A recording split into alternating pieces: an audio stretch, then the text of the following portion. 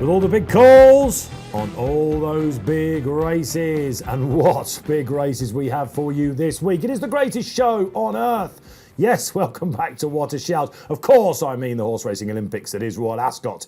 Kicks off Tuesday this week all the way through to Saturday. 5 supreme days. Huge race cards for you. We at the Racing Post here, along with our sponsors Bet365, are going to try and find you some winners along the way. A preview for you all the way through. The big races on Tuesday through to Saturday. We've got a 2-year-old section and a little interesting, where are the winners? Where are those lays as well at the end? Welcome back, everyone. Interactive show.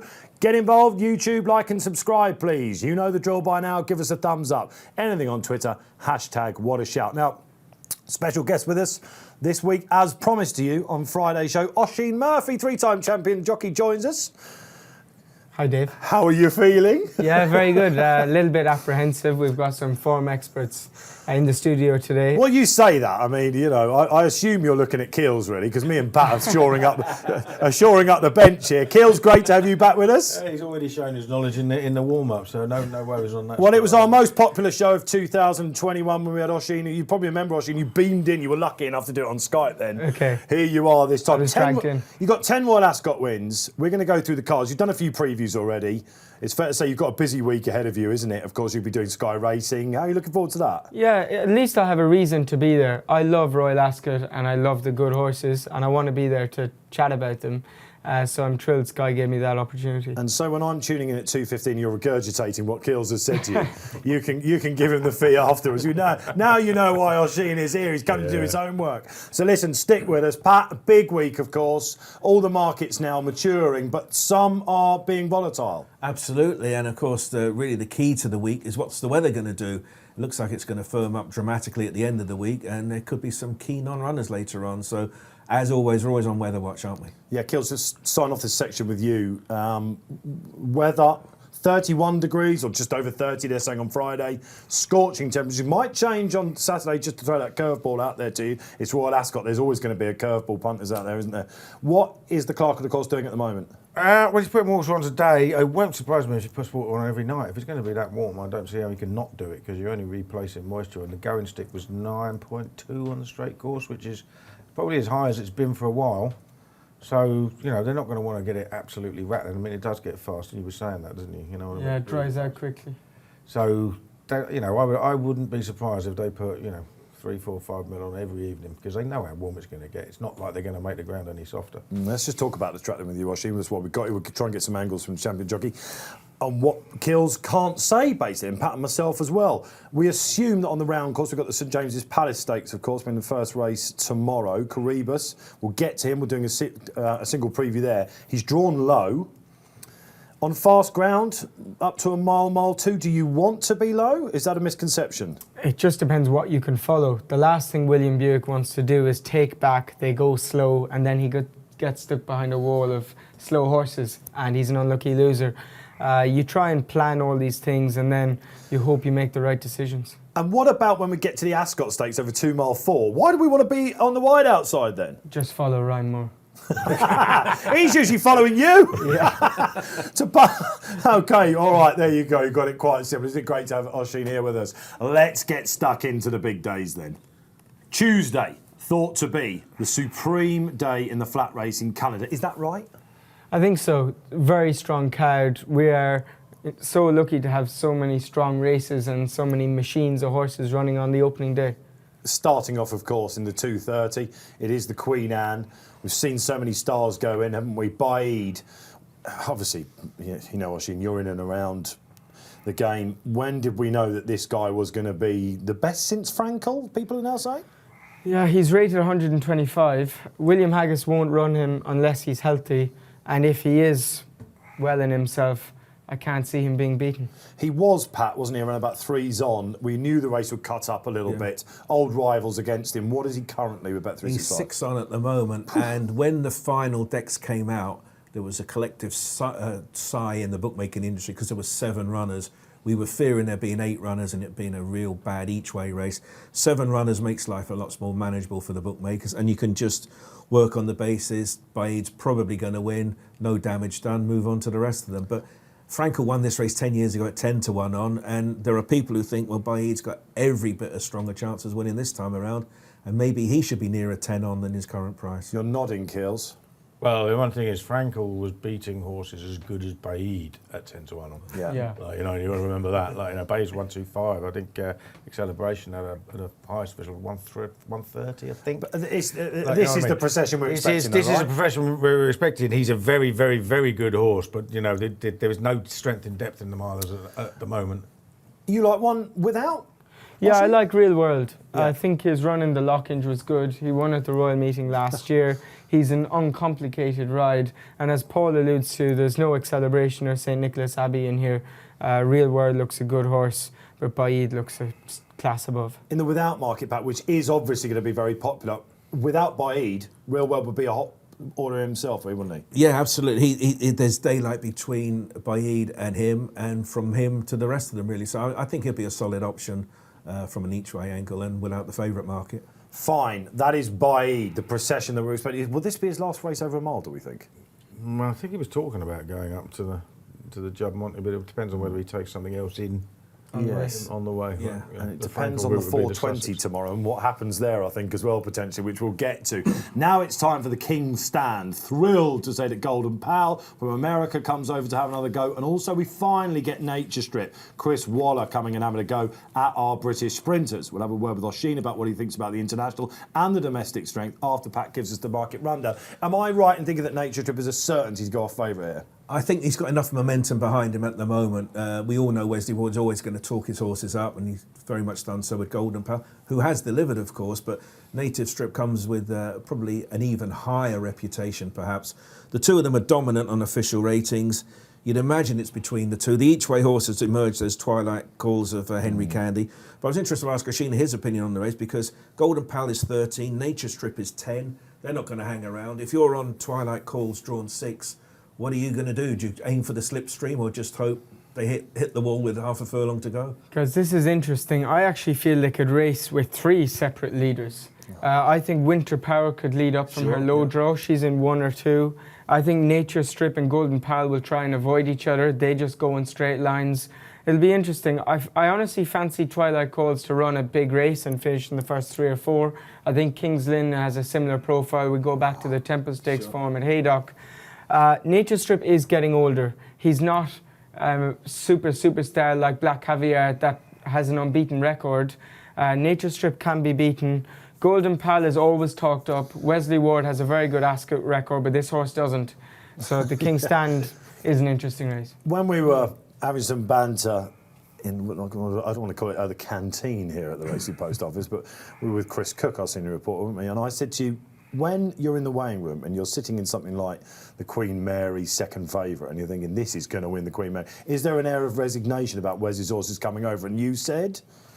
I said not anymore. You did. Because after last year, of course, he didn't... I don't want to rub salt in the no, wounds. it's okay. Last year, I won the race and got it taken off me in the stewards' room. Rider error. I had to just brush it would have that been a off. blank, though, apart from that, wouldn't it? So It would have been. It's not the, it's not the 2-year-old smash-up anymore, is it? Where do you stand with Golden Pal? Well, Golden Pal, first of all, he's been to Britain twice. He almost won the Norfolk, but it was possibly the worst Norfolk that's ever been run there. It turned out to be a terrible I race. won it, but I think the runner... One of your 10 Royal Ascot winners. Learjet, what did they end up rating? About 76 or something. I've heard a few people sneer at that result, actually.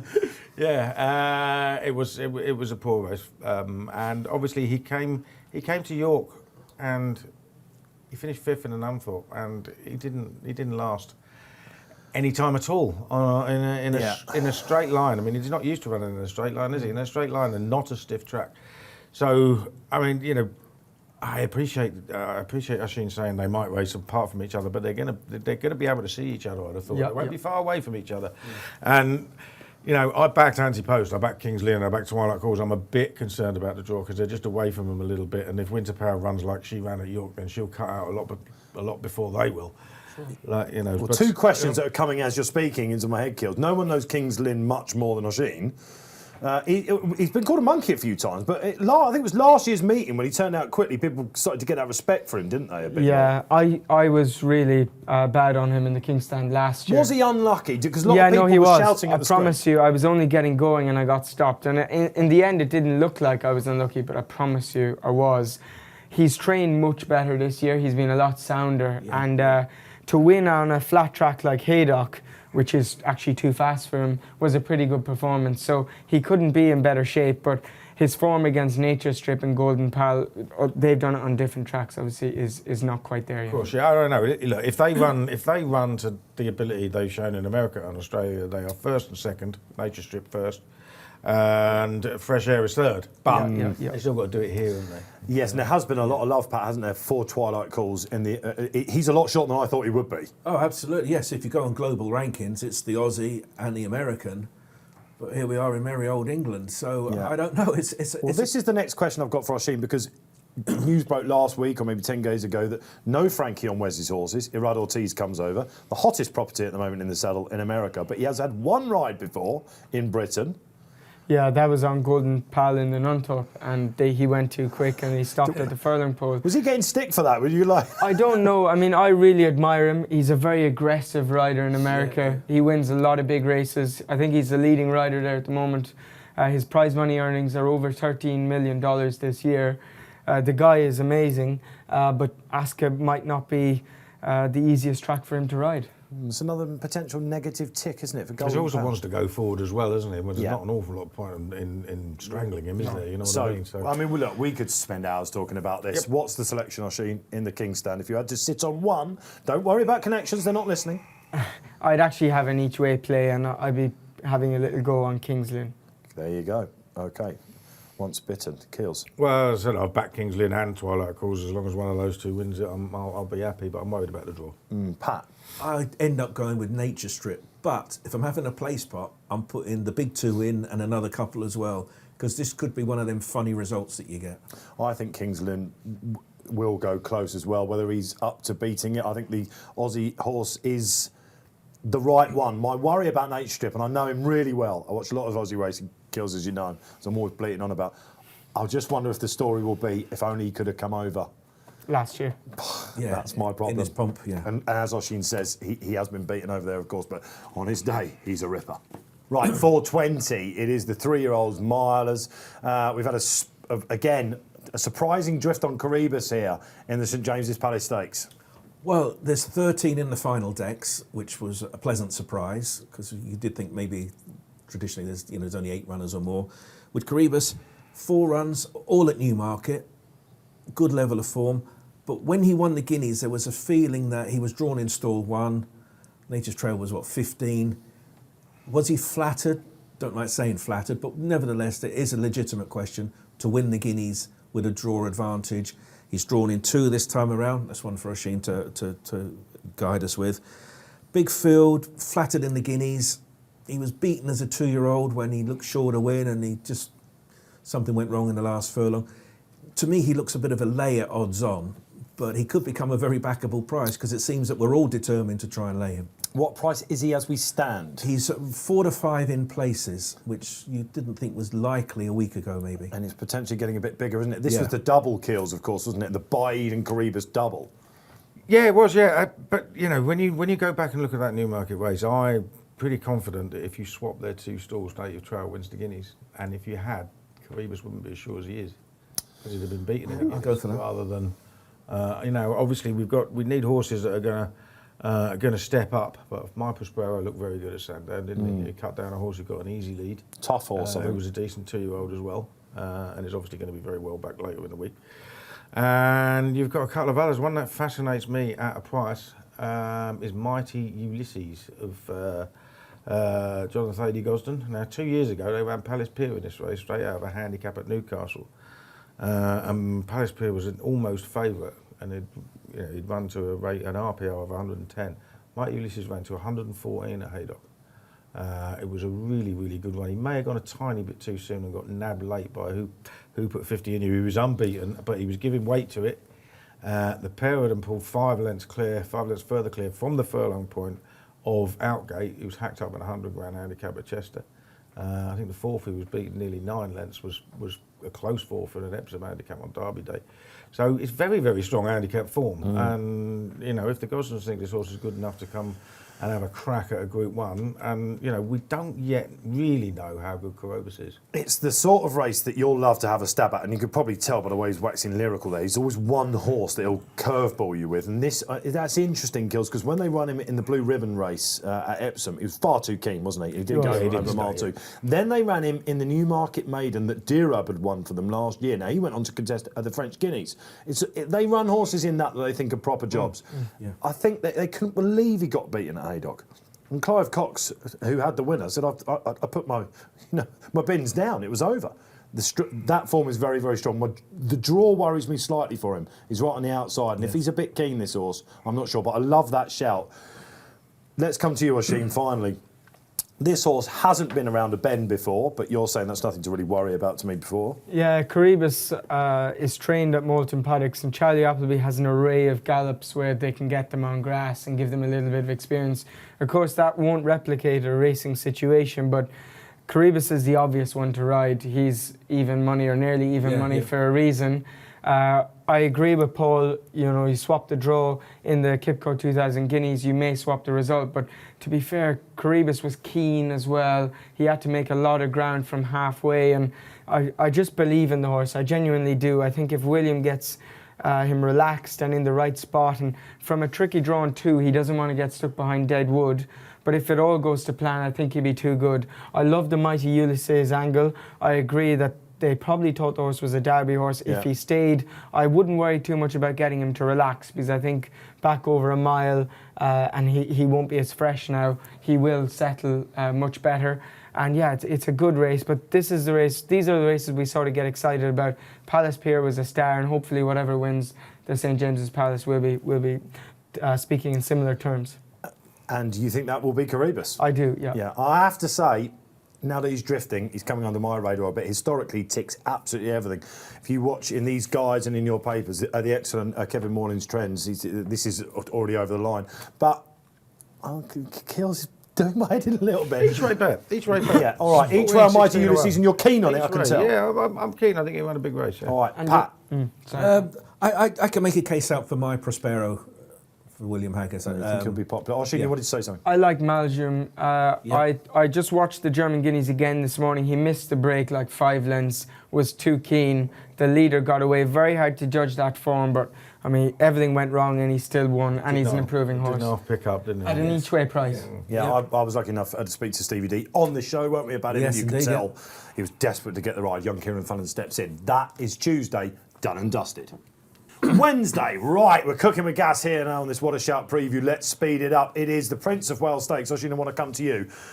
We're going to disagree here. I know, I've heard you speaking to people. Now, Bay Bridge for me is near banker time for me of the week. So impressed was I at Sandown. The vibes I'm getting are ridiculous.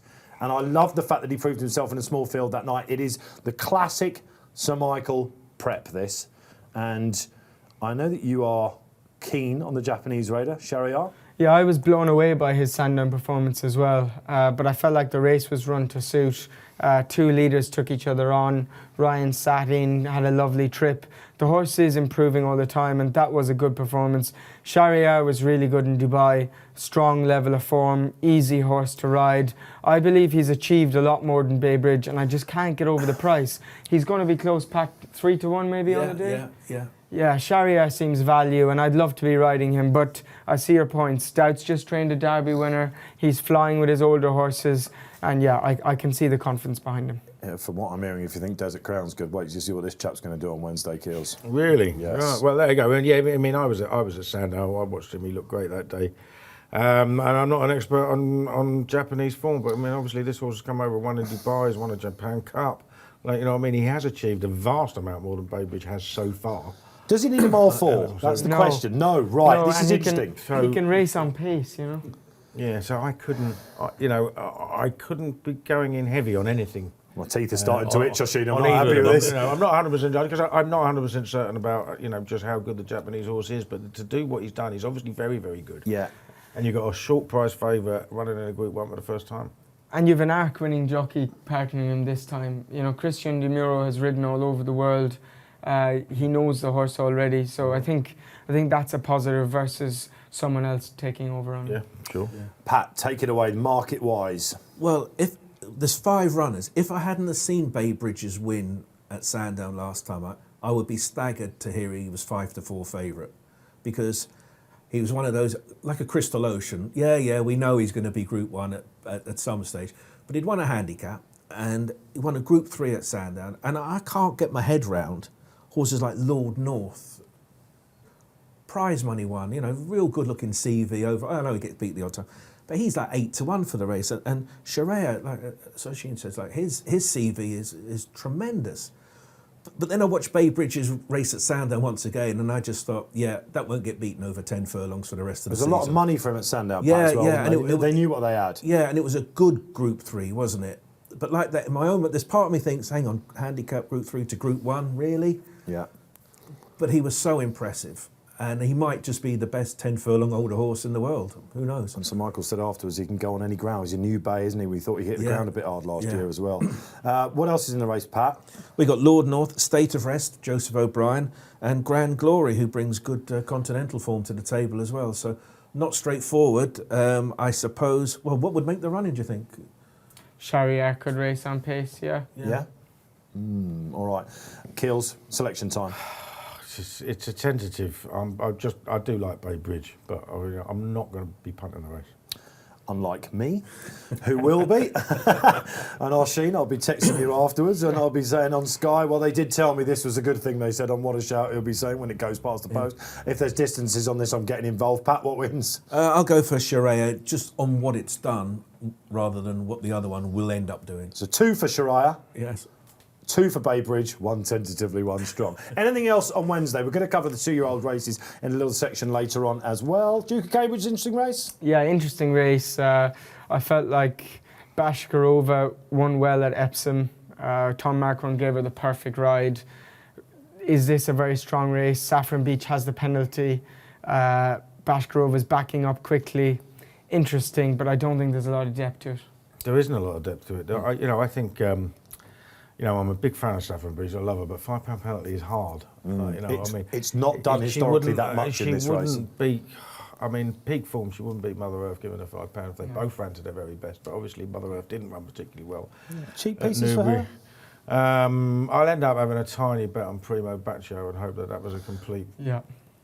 What price is Primo Baccio? Because that would be one of the more interesting 16-1 shots running. I'm guessing the price. Yeah, well, she'll be double figures for sure. And you look at her form figures, don't you? 5, 7, 8, 9, 6. It's like a mobile phone, isn't it? Well, last year she was desperately unlucky in running. That's right. The Falmouth was strong, wasn't it, last year? Yeah, but she was unlucky in that. She was unlucky in running in the Fred Darling. When it was barely noticeable. Then she absolutely bolted. Have you ever sat on her, Oisin? I've ridden her at home, yeah.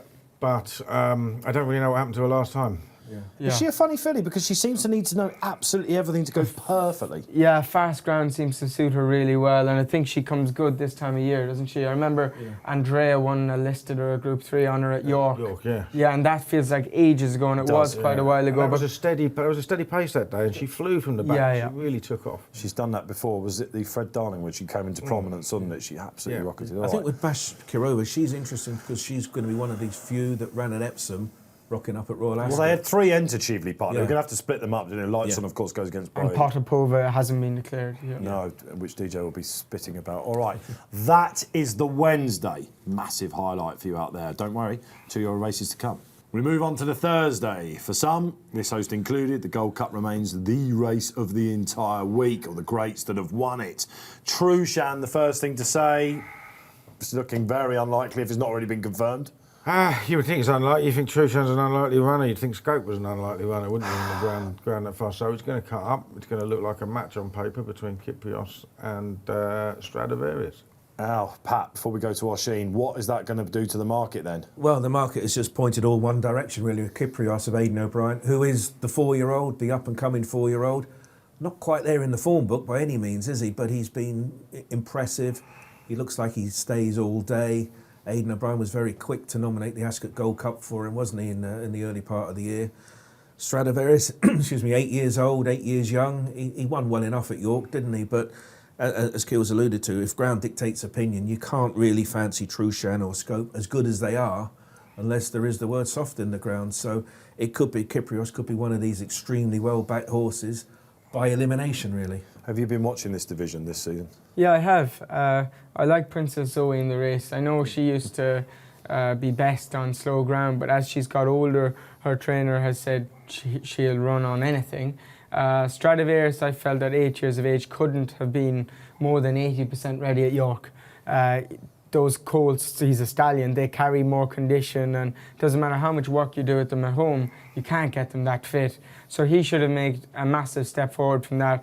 On paper, he probably doesn't, though. If Kyprios doesn't improve for going 2.5 miles, it's not a great race. And look, I'd love to see Stradivarius go and win another Gold Cup. I think he got stuck in traffic last year. Everything just went wrong. It's good for racing that we have these horses showing up year on year. You know, it really is. And him making history, he is a very different type of horse to Yates, but he's been absolutely superb some days, and I'd like to see him win.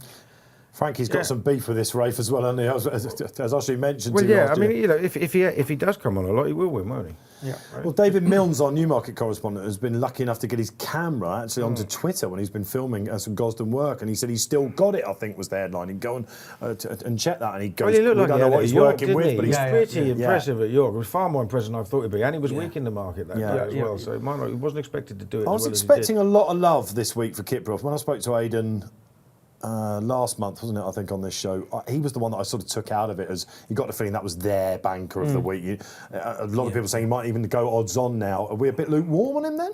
Oh, I wouldn't be lukewarm on him, but he's the one with it to prove. I mean, he hasn't won a 2 mile yet, is he? Let alone 2 mile 4. But he's bred to go all day, and he's that Not 2.5 miles though. Do you know what I mean? Do it. You still got to do it. But Strad isn't, is he? No, he's not. Yeah, no, but he's done it enough times to know that he can.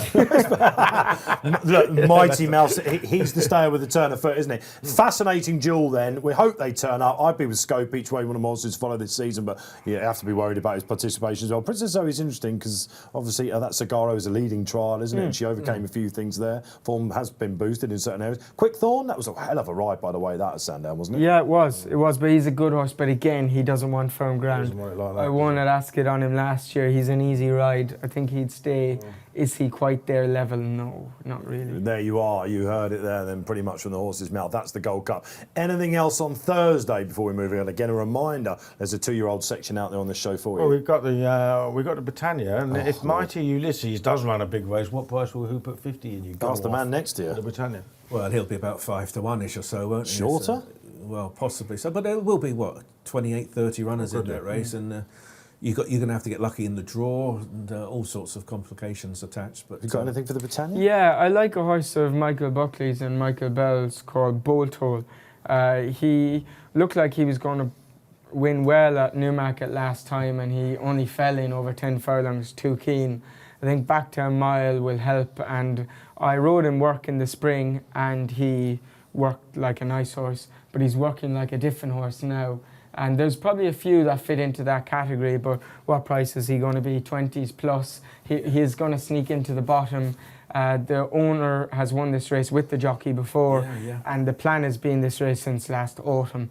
So I'd hope he'll be in the first 4 or 5. Liking that. one horse that caught my eye, not at 20 to 1 sadly, is in the 5:35, the Hampton Court, Reach for the Moon of Her Majesty the Queen. Just wins? That wins, yeah. Yeah, and a very eye-catching reappearance at Sandown. That form may get a boost, of course, earlier on in the week. And it's owned by the Queen, Frankie. It all points to the whole country lumping on that. We talk about aggression from jockeys, but Frankie was going to find out whether he was a Group 1 horse at Sandown. He went even down the back, got a small breeder round the bend. And remember how stiff Sandown is. You're literally climbing a mountain. He kicked him in the belly 4 out. He only got tired late. He doesn't even need to improve on that form to win the Hampton Court. Correct. If he's healthy, he wins. Oh, Platinum Jubilee time. Hats off for the Queen on Thursday. Friday, and we're really going to be sizzling now. This is when there are going to be no clouds in the sky. Again, you're going to be watching horses, aren't you? Going down to the start, you're going to be there for Sky, looking at everything lathered up and muck sweat. But we come to the Commonwealth Cup. Keith Melrose, our betting editor, said earlier in the week, apparently this should be the 5th classic. Such a strong race it has become. And we're now used to, of course, it's given these horses that stretch out and try and be, a classic winner at Newmarket over the mile, a chance to drop back and do what they're good at. And Perfect Power is the typical mould there. Yes, looked a really good 6 furlong horse. Connections thought, why not have a bash in the Guineas? The mile was too far. This is the perfect race to drop back down and say, well, OK, we'll convert back to 6 furlongs. He looks a good horse. Christophe Simeon booked, all in place for a good solid run. But hard horse to get a handle on. El Caballo, he's got a string of ones by his name, and still don't know if we keep taking this horse seriously. He keeps turning up and winning and delivering, so very much in the equation. But there's going to be plenty of runners in this. I don't know about Perfect Power. You know, I think on balance he might just be beatable, but if you wanted to have one against the field, it would be him. And if you spoke to Richard Fahey this week, I think he's very much looking forward to running. Again, don't want to rub it in, but if you had a chance to atone for Dragon Symbol last year, which one would you be on, Oisin? Thanks, mate. I'm a big fan of Perfect Power, and I love the jockey. Idolised Simeon since I was a small child. Think it's an open race. I don't know if we give El Caballo enough credit that he deserves. Yeah. He's been thoroughly consistent. He's a busy horse, and he's an easy horse to ride. There is no superstar like, you know, last year I thought Campanelli, Dragon Symbol, and kind of forget about the rest. And in the past, the likes of Advertise, Golden Horde won this race for Clive Cox. Wings of War is interesting horse. He was always going to improve from 2 to 3 physically, and he's a bit of a price. I think it's quite open. I just find Perfect Power, it's difficult. Ignore the trip, but it's difficult going Greenham, Guineas, having hard races in a classic like that, a hard race in a classic, then preparing for a sprint. It's not an ideal prep, but I do respect the trainer, and the horse was very good at 2. Yeah, he was very good at 2, and you can argue he's the one to beat on that form. You know, you can't knock El Caballo either, but I mean, you could knock his price. Simple as that. I think it's far more open race than it's given. Now, he beat Tiber Flow at Newcastle. Tiber Flow would, in the next 5 yards, have been in front. Of course, Tiber Flow beats Eraz at Newbury, who would, in the next 5 yards, have been in front. You've got a theory about that, because lots of people were screaming at the I telly. was screaming as well, because I'd backed Eraz is right. We said he was giving miles too much to do, but I watched it again and again and again, and I actually thought to myself, he was actually struggling a little bit to go in the early stages. And I did do a preview with Richard Hannon, and he told me that was nonsense on last Wednesday night, but even so, like, you know, he really, really loves the horse. You've always been told you're nonsense talking about the Hannons, haven't you? You know, well, I do talk a lot of nonsense at the end of the day, don't I? But sometimes you get it right. But no, you know, so it's all very close, tight knit. I have backed Tiber Flow because he's 14 to 1, El Caballo is 4 to 1. That don't make any sense to me at all. Yeah. And I think he may have hit the front a little bit too soon at Newbury as well, because he stays a trip really, really well, and he will be held on for a little bit longer here. And the other one I like is the one that Usher mentioned as well, Wings of War, who stepped up for that firm. Who stepped up really well on the Pavilion Stakes form when he ran. He was running on strongly at the end at Haydock. Yeah, front runners on the straight track, it's almost impossible, isn't it? Yeah, it's not easy. Look, it can be done. We saw Real World do it in a handicap at Ascot last year, as we mentioned earlier. But you tend to get attacked early, and you're climbing. You know, in those 6 furlong races, you're climbing for the first 5, and then it levels out. But people come to you early. It's just that, you know, when people say, "Oh, how do you ride the straight track?" £20 in hand as well, didn't it? It turned out he was good enough to run in the lock-ins. Yeah, that was a signal, wasn't it, for Astro King backers out there. OK, I'm a big Tiber Flow fan as well. We were lucky enough, weren't we, to get William Aggis coming on to us. He's a pretty good horse, William, and when William says that, it usually means they're not far off, you know, the top level with a bit of a rise smile. I slightly worry about the ground for him, but William said he was worried about it being easy. I think him and Eraz are 2 interesting runners. I think if Eraz is going to do that again, will Ascot suit him better with that time because they're coming back a little bit more, or? Of course it will, but I've heard his work is extraordinary in the morning, and we haven't seen it at the races yet. Jim Crowley believes in the horse, obviously, from that homework. But let's see if he does it at the Royal Meeting. All right. Well, I'm going to have small stakes on the Newbury pair. Tiber Flow, really like him, and Eraz as well. Oisin, Fav? Yeah, I'd like to be riding Perfect Power. Sumion's listening, don't worry. Kills? Tiber Flow. Yeah, there's a lot up for that. Yeah, Go Bears Go, course and distance winner. Didn't even mention him. Not sure what happened last time, but he should and could have won similar quality races. He's got pretty issues with the gates, has he, Oisin? Yeah, he does, but I'm sure they've worked on it since. Yeah. And he loves Ascot, doesn't he, of course? Yeah. Beat Eraz there. And you always, well, I don't know, course form at Ascot tends to stand up pretty well. He has that, as indeed a few others have, but... Yeah. you hope he gets away on level terms, and then it's game on a bit. It wouldn't be a surprise if he won, would it? I don't think I'd be saying Cheltenham form throughout this, but horses that turn up at the same track at the same meetings each year get the feeling that he might be one, Kills, don't you? Let's move on then. 4:20, it's the Coronation Stakes at a Group 1 on the day. The filly's time to shine over the mile. We've had St James's Palace Stakes for this. Homeless Songs is looking like a definite non-runner now, isn't it, by the way, guys? We're filming this on Monday, by the way, Pat. She was going to be odds on, now she's stinking. Yeah, she's been very easy to back in the market. Of course, we could all catch a cold if she does suddenly turn up and run, because that Irish 1,000 guineas was ultra impressive, wasn't it? I think the concern was she was a bit binary, wasn't she? One unplaced, but then she won, and then she came out and backed it up again with a career best. She looks probably the best miler around, but ground dictates opinions, doesn't it? And on this fast ground, it's not going to play to her strengths. She's easy to back in the market. Could you honestly back in Spiral after 252 days off? This is one of these races where, from a bookmaking point of view, we just think we might get a result here, but can you win a Group 1 after such a long layoff? Well, I suppose you can. The bottom line, Inspiral is a light filly. She doesn't carry bags and bags of condition. They could have got her fit at home. It's not inconceivable. But she was far too good last year. I'm concerned we haven't seen her since. We're guessing how well she's training at home. Honestly, the form was advertising the Guineas, of course. Of course it was, yes. But she's a Frankel. She stayed the mile very, very well last year. She's going, she's now 3. If you actually have a look, Frankel's record, 3-year-olds over a mile in Group 1 races, nowhere near as good as it is over 10 furlong and mile 4. They all tend to stay.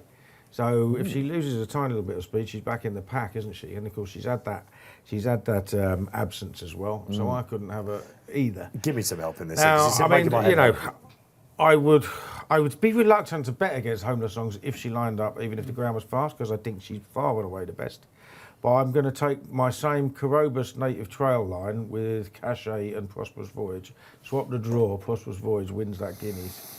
And I think she's massively overpriced at around about 9-1.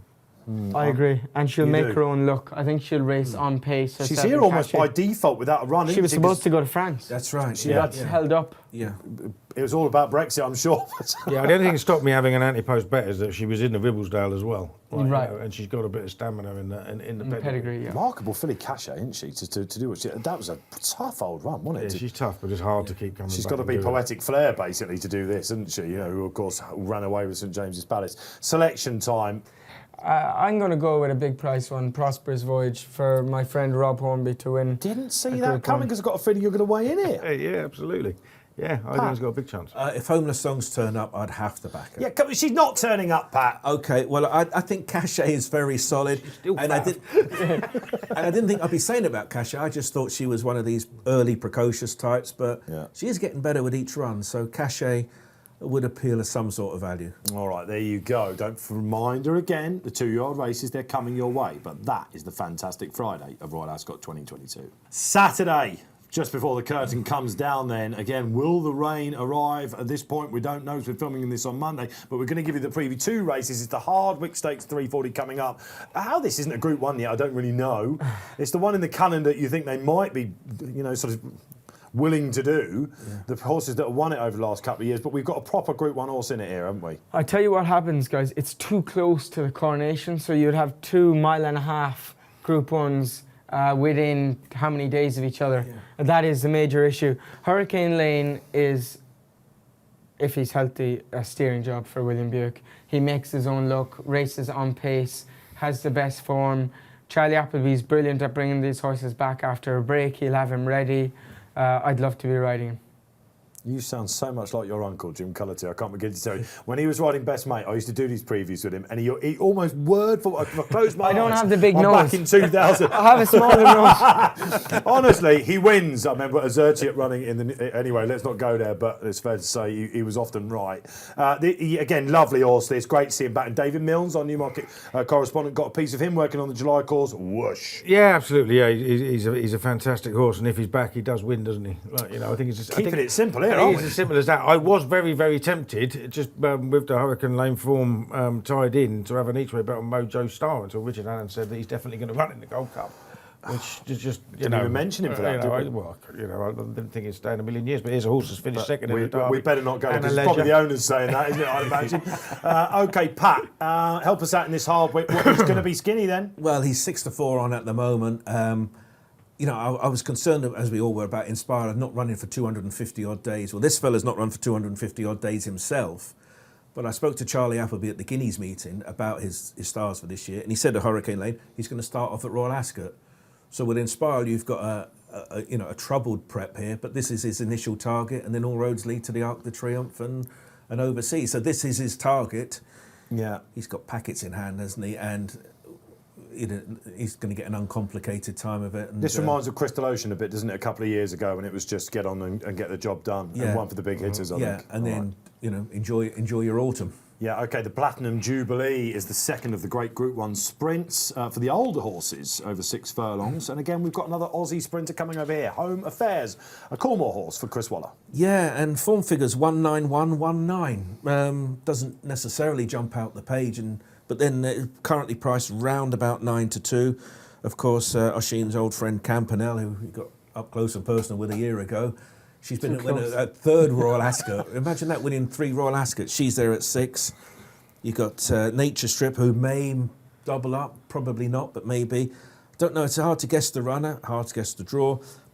My dart would land in Creative Force. I thought he was impressive at Ascot at the end of the year. Again, not sure what happened on his reappearance, but it is that type of race. And Home Affairs price will be governed by how well his stablemate runs earlier on in the week. If that one wins, then there'll be some love for this one. If that one blows out, then no one will want to back the Aussie horse. Here we are 5 days away. What price is Home Affairs with Bet365? 9-2 at the moment. Yeah, see, I think that's a fair price. I know a bit about this horse, and Flemington, as you'll know, having ridden over that way, that straight track in his best form is at Flemington. That form there he's got. I think this is better than anything we've got. I suppose Campanelle might be the fly for me. I have respect for Home Affairs. I think he's a very good horse. Campanelli is a fantastic horse. She's been doing it for a couple of years now as well. But I do like horses at a price, the likes of Minzal, Creative Force. If we were to get a Thunder Shower, alcohol-free back at 6, it wouldn't be inconceivable she could run a big race. Genuinely, I think this race is much more open than we're going to give it credit for, really. Yeah, when she won for you in the Coronation, it was soft underfoot, wasn't it? Of Well, course. but I have won a Group 1 on her over 6 as well, but that was at 2 and now she's 4. You know. Oh, interesting angle there. Minzal is a horse I keep hearing. Yeah, he's one of those. He's one of those that's threatened to be a really, really good horse. But you look at that form at York last time, you just wonder. I mean, York's a funny track sometimes. What happened then? I mean, you get beat by a Highfield Princess who was Rated 50s. Yeah, York is that it red was herring just- track, as I keep saying. You Yeah. can blow out there, right? It's Yeah, didn't it? I didn't. with I long didn't walk get it. to the track. I mean, and- it's one of those. Visually, if you take the front 2 out of it, it looks quite impressive what he does to the rest. But I mean, he's just a fair way behind those, isn't he? So it's hard that. I mean, Creative Force has won a Jersey. He's won the Champion Sprint. He's got to be solid. My initial fancy for the race was Man of Promise, but he runs in the King's Stand. Yeah. Hasn't Blue Point run in both before? Yes, he has. Like, He you know won what I both. mean? Yeah, won he both. did the double. won He did both. the, So he did the James Choisier, Doyle. didn't he? So as well? it wouldn't be a surprise if he does really well. Turn up that there as tocket well. just yet, my man. I'm pleased he mentioned that horse because when he won on Super Saturday in Dubai, I thought this has to win on World Cup now. Yeah, and he got beat by a KCU, But didn't he? that's happened some of their star sprinters before. Yeah. So interesting to see what sort of order he's in now and what he does. Yeah, Creative coming back is very interesting as well. All right, anything else on the Saturday before we move on to our 2-year-old section? The Woking. Oh, Well, see, I blimey. like Fresh, but apparently Oisin doesn't. No, Fresh has a terrific form at Ascot. Never been out in the first 2. Never backed him last Never year. been out the first Four. 4. Yeah, Okay, before okay. for the Victoria Cup, didn't quite get home. Okay. I like Jumbie, guys. Had no luck last time off the same mark. I've won on him before. I think he's better than a handicapper. Of course, to win this race, you've got to be. I think at what price? 10, 12, we don't know yet. But he'll be double figures. I'd love to be riding him. For Eve Johnson-Houghton, there you go. Don't say you get something for nothing here. You do on What a Shout. That's Saturday done. As promised, it's time to look at the 2-year-olds. And this is the one which social media, Oisin, a game that you know how to play as well as any of the jockeys out there, they love the 2-year-olds. Everyone loves the 2-year-olds. So, I mean, how are you feeling about this section? No, don't worry. Stop, lads. Let's start with the Coventry. Let's start with the Coventry, of course. Blackbeard, of course, the Godolphin horse, Pat, is out now. That blew it open a little bit. But Richard Hannon's got one in here who's pushing him for favouritism. Yeah, Persian Force, super impressive in the Brocklesby. Normally with the Brocklesby, you just think, OK, well, bye-bye then, we won't be seeing you come June. But he backed it up next time out. He won over the 6 at Newbury, only a 3-runner race, but we know he stays. He's got a turn of foot. He's drawn 12, Blackbeard's drawn 14, so there's going to be plenty of pace that side of the track. One I was thinking, and one we have laid each way, is Royal Scotsman, who was impressive at Goodwood, but he's now in stall number 1, so that's a problem for Jim Crowley to overcome. I was impressed with Bradsell of Archie Watson when he won at York. I wasn't paying a great deal of attention to the race nor the form in the build-up to it, but it was one of those, you just go with your eyes, don't you? And I think, wow, what was that? Yeah, so not I could be a win Bradsell by fan. 9 lengths, did it, on their debut? Yeah. No, but it was a bad race. The organiser won it last year. It wasn't a bad race. We're talking about Frankel, probably, aren't we? So, you know. A son of Tasleet. I agree with you. Visually, very impressive. Yeah. I love the Coventry. I won it last year on Berkshire Shadow. I don't think last year's event was particularly strong. I don't think the form was incredibly strong, but it takes time to work that out. I really like Age of Kings. I think Frankie Dettori is a positive jockey booking. Yeah. I wouldn't get too stressed about the draw yet. Okay. I'll tell you, I think some of them will kind of make their own look, and there'll be little rabbits of things flying from everywhere. Persian Force, I don't know about a stiff 6 for him. Very, very fast horse. Yeah. They hacked at Newbury and sprinted. sure. He beat Hulgan, who actually rode on Saturday. He's an each way price, and have a few quid on him each way. But Age of Kings for me, guys. I love Age of Kings as well, actually. I backed him on his debut. I very rarely do this sort of thing. He should have won. He came up against an Argon Cardinals of Johnny Merters, I think. He wandered all over the place, and he hit a really good RPR there. He then hosed up as he was entitled to a couple of weeks ago at the Curragh. I really like him as well. For all I respect Blackbeard, and last time he looked, you know, the proper mustard, didn't he? Kills. He did, yeah. I mean, look, the front two obviously set a very decent standard, but you know, but I was particularly Blackbeard. They've had more goes than most, and they have not of them have all shown their hand. Good have they? shout. Now, I did like Royal Scotsman. I think it was very soft ground at Goodwood that day, and it's going to be very fast ground tomorrow. So I don't like that angle. I don't like the fact that he's in stall 1 when all the other big guns in the betting are much higher. Yeah, ask Oshin about that. If you're drawn in stall 1 and you see your horse at Ascot, it's not great, is it? Why is this? Well, I tell you what happens, and the lads will know as well. For Jim Crowley, he sat in the stall. He'll find something to follow. What happens is they'll stop too soon, then he's got nothing to race with. You want a good horse to follow for as long as you possibly can. Excuse me, my voice gives me trouble.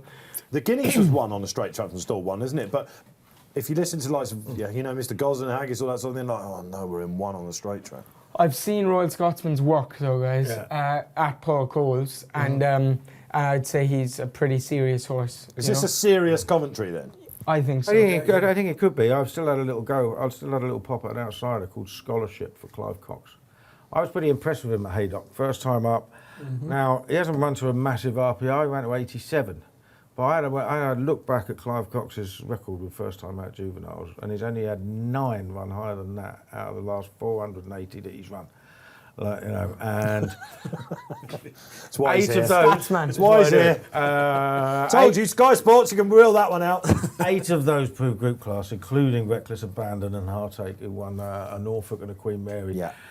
All of Cox's 2-year-old winners at Royal Ascot had 1 run, and then went to Royal Ascot. And this one was, ran on the 26th of May, which is the same day that Heartache ran, when she won. And I just think it's going to improve by a dramatic amount. Might not be good enough in what is a very good race, but he's surrounded by the market leaders as well in his draw. So I give him a shot at 25s. This is what happens in this studio. Everyone gives me pulsers, right, for wanting to interrupt, but you just want to come back at them, don't you, all the time? I can see you bursting then, Oshin. You're taking a Dave Orton route. Who thought that would happen? I know, it's extraordinary. I love Kills. All this information, I can spread this out over the next few days. Told you. Tell me, were these RPRs or time form ratings? RPRs. Of course, it Jesus, had to be hang on a minute. RPRs. You might as well say Macbeth in here. Yeah, You know what I mean? Cut! One for the outtakes. All right, that's the Coventry Stakes done. On Wednesday, it is the Queen Mary 5 furlong fillies. Oh, Wes Ward has got one at the top of the market here. Lady Aurelia Colours. You know what Wes is going to tell you. Yeah. This is over the line already. Yeah, and her name is Love Reigns. And this is a red-hot Queen Mary. 10 of them are unbeaten. So it's hard to get collateral form lines together, and particularly with Love Reigns, who I think she won at Keeneland, and she won by 11 lengths. Now, her price is going to be dictated to by what happens to Golden Pal the day before. If he wins, we're all on the Wesley bandwagon. But she won by 11 lengths, easing down Irad Ortiz. I wanted to ask her, Sheen, she won so easily, didn't look to do anything wrong, was nice and steady away in front. She wears first-time blinkers. She looked quick enough anyway. What would that do to her? Yeah, that's a Wesley Ward thing. They wear them at home all the time, so I don't expect to see a massive difference. The famous W, isn't it, of course? Yeah, I think he just probably wants them to concentrate and go in a straight line, particularly on a wide track like Ascot. All they need to do is win this race, and that's it, and they're gone. You know, this is the jewel in their career crown. Yeah, I have a feeling, and it's only a feeling, that this one's going to win. And it's only because none of the British ones have really impressed me. Well, hang on, he just said it was scorching hot. Well, the 10 are unbeaten, but I don't know what they've achieved. Yeah, I don't think they've shown that much. I'm not looking at this thinking this is a really deep Queen Mary like I would the Coventry. Yeah. So I don't imagine that. It was quite funny. When I did a preview on it, Richard Hannum was surprisingly keen. He just said, forget what happened to Miami Girl at York. She's miles better than that, and she's going to go close. It's 33 to 1. She's a massive prize. They were expecting her to I shop like, a lot better there. I like dramatised. I used to ride the Mother, and this one was impressive at Newmarket. I think Carl Burke is having a decent year. Yeah, he got. I mean, the Jungle Drums were beating, and she paid out. 2:30 on Thursday. Let's move to the Norfolk 5 furlongs. Burn up here. I know Brian doesn't have the greatest record in this, Pat, but he does have the favourite as it stands. Yeah, this is a little bit of a guess the runner race. Persian Force is still in this at the time of recording, as is Love Reigns. So you can make a case out for a few of them. I thought Wallbank shown enough for me, for David Loughnane, Ross O'Ryan aboard. Promising second on debut and did the job on its next run. So that would make some sort of appeal to me. But again, it's a hard race, 5 furlongs. Draw is going to be crucial. Well, at least we'll have a couple of days evidence to go on with that respect. But I thought Wallbank looked a likely type for the Norfolk for me. We're expecting Little Big Bear to go on Wednesday in the Windsor Castle, and the fact he's not in here. I hope so. I've got a little bit of 12. Well, absolutely, because he's a bit of a, he's a buzzer for Ballydor. But the fact that they rely on they nailed this chap to this race straight away, didn't they? You like him? No, I like Wallbank as well. I think that Ascot form was obviously great, noble style, World Scotsman back and forth. Yeah. He finished second. He came out absolutely hacked up last time. I think he's a very good horse. I think he'd be nearly fav by the off when we get the final. I agree with the lads. I'd love to be riding Wallbank. I think he's achieved so much, and he was a very expensive breezer because he broke the clock at the sale, and if he's in good shape, I think he'll win. He was a whizzer at York, was he won? None of you have mentioned the winner. Go on then. Clear point. Richard Fahey. What do you mean, nah? You can't just say nah. Hang on a minute. Baybridge is a banker. He won't win, Dave. Clear point. Nah. I got from the Champion Jockey. No, he was impressive on his. He's a breeze up, isn't he? He was impressive. Yeah. So is Wallbank. He was impressive on his only start. Has he achieved enough there to say he can win this? He needs to step up a little bit. But Richard Fahey has a good record with 2-year-olds. In the Perfect Power colours, of course. You took that race out last year. OK, what else have we got? Oh, yes, here we go. Absolutely. The Albany Stakes on Friday. No statuette, of course, now 2:30 on Friday.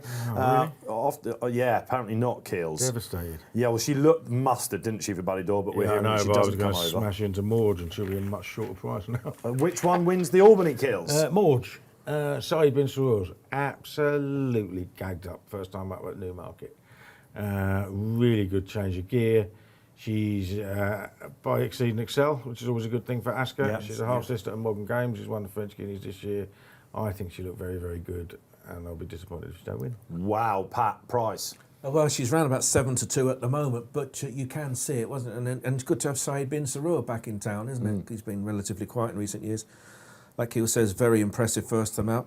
I thought Queen Ollie was impressive as well. Again, David Loughnane. York winner. Yeah, I thought, York form to Ascot, not a great jump really. So an intriguing race, but Morge, if you just said to me, watch all these trials or prep races, you'd certainly say I thought Morge was the most impressive. I mean, Are we naring them, or are we going to No, I don't want to be boring, but realistically, Morge was impressive to the eye, and I'm inside Binsuro's camp from this. Best filly often wins this race, I think. You don't see the weirdest results here. Okay, that is up to Saturday when we have the Chesham Stakes, of course, at 2:30 coming your way. A race in recent years has become extremely fashionable to win, and we saw something at Leopardstown a couple of weeks ago in the shape of Alfred Munnings, who did something that the usual Coolmore winners of this race don't do, absolutely bolt up on their debuts. But he looks like a monster. Yeah, he's going to be all the rage. Obviously, we wait and see what the decks are. But, so many of Aidan's real good horses have been beaten first time out. Lots of them have finished 7th in a maiden on their debut. But Aidan's juveniles do look probably the best collectively that he's had. His top 10 are probably the best top 10 that he's had for several seasons. And I suppose this one will be top of the tree, really. And it's a race... You often used to think, well, they'll run their best colt in the Coventry, but this is over, the extra furlong further. And I could see him being all the rage in this one, I really could. There's going to be other talented horses in opposition, but again, the connections were very quick to say Royal Ascot next, and that's always quite telling. Lots of once race winners in here. And, Yeah. the conditions for this race have changed as well. You can be on the damn side of the stamina Yeah. now as well. It's turned it into a miles better race, isn't it? Well, that's seemingly that has happened. Alfred Munnings, where do we stand with this chap? You wouldn't be surprised if he wins, would you? But I mean, you can get so carried away with these Aidan O'Brien horses sometimes. Yes, he was very impressive. He ran to an RPR of 96. I mean, Persian Force ran 99 first time up in the Brocklesby. He's not odds on for the Coventry, is he? There are going to be some other very good horses in this race. It just depends on how good. I liked the Gosden horse Alza here. I thought it was a really, really promising debut. Obviously, they ran what was arguably their best 2-year-old in Reach for the Moon in the race last year, finished second to Point Lonsdale. So he was very keen at Yarmouth. I covered that race. Yeah, but he still saw out the race really well. He was winning without a penalty. This is a big. Yeah, this is a big, probably indication of his talent, I would imagine, they're coming here. Oisin in the Chesham. Yeah, I like the Foxes. He's a massive price, and I've ridden him at home, and if he was running in the Coventry or anything, I'd be really looking forward to the race. The fact he's going 7 furlongs, I think, will suit, and just on his homework, he looks a very good horse. Just saying.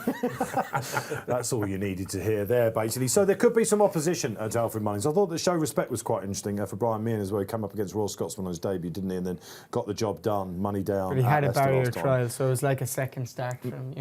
Yeah. Maybe. I just thought that, again, if you're looking for one a little bit wacky, it was an RPR of 93. Don't often get that at Leicester in a 2-year-old race there. So he could be one as well. There are the 2-year-old races. Can we agree that it's been a very good start for 2-year-olds this year?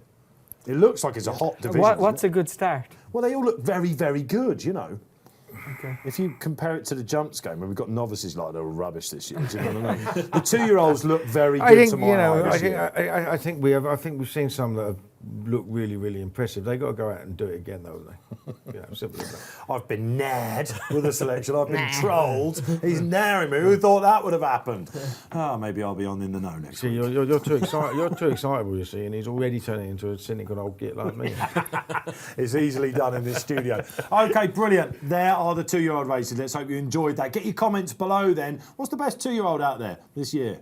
This is the moment you've all been waiting for on this What a Shout preview. Royal Ascot 2022. A nap, a next best, and one to swerve. And you're here, Oisin. Let's give you the floor. Best, most likely winner of the 2022 Royal Ascot week. There are some obvious ones, Baied, Hurricane Lane, but Reach for the Moon is a bigger price than those, I think, and he'd be one I'd side with. Next best?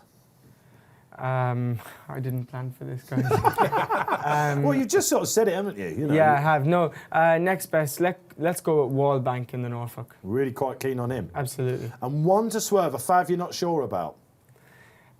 Golden Pal, I know he's second favourite, but Golden Pal in the King's Stand. I think we could go down the line with that because Keels, you'd be pretty much there. But let's go with your nap next then, Keels. Cheers to that, Oisin. I've been the horse I fancied all week. In the run-up was fresh in the Wokenham. Now I know Oisin's a little bit worried about the ground being too quick for him, but I'll give him a go. We'll wait and see. Nap in the Wokenham. I think he's I don't mess about with these. You don't mess about, mate. Short prices, do I? You know me. Next best Wednesday, last race, improvised. trained by David O'Mara. Seems to be completely missed by the bookmakers, but when the handicapper reassesses the horse tomorrow, it will be officially the best handicap horse running at the meeting, because he ran second in a listed race at Musselburgh 2 Sundays ago. Split horses rated 93 and 96. She's running off 84. I'd imagine she's going up to... Yeah, see, you're bursting. You want to interrupt again. You see, so I'm glad you can listen. You can take this seat one day if you want. That's all you have to do, interrupt him, man. What did you want to say? Well, that's wonderful. Wonderful news. Okay, fair enough. All right, and one to swerve. Oh, no, sorry. Yeah, no, you give us a next best. One to swerve. Well, I take Golden Pal, but I'm taking on Caribus. Even. Golden Pal and Caribus so far in the lays. Pat Cooney, a Nat, please, of the week. Yeah, Royal Hunt Cup. Astro King, second in the race last year. Desperately unlucky on his seasonal reappearance at Thirsk. Got no daylight at all from start to finish. Check out the place terms. There's going to be firms going at least first fives and first sixes. I can't believe with daylight he's going to be out the first five or first six. So Astro King. I'm in the fresh cap as well for the Wokenham, purely on his Ascot form. This is next best. Next best, He's blown you out of the water, really. He's gone for the 100 Cup over you. 5 runs at Ascot, a win, and the rest of them was either second, third or fourth, and it was a good run last time out off the same mark, so I'm fresh. I'm going to swerve Mother Earth. I know she won a Guineas in the Duke of Cambridge. She wears first-time cheek pieces, and I just think she's had 20 races, 4 wins. She's favourite, but she's kind of a flaky favourite to me. Can win, of course, but not for me. I think others are gradually overtaking her. All right, OK, right, here we go. This is all you need to know, right? Unpopular opinion here with you, Oisin. Baybridge is the banker of the week. Go on, say it. Nah. Never going to be going with this show. Next best, Sibla, Spain, in the Duke of Cambridge. Sevilla, Spain, even.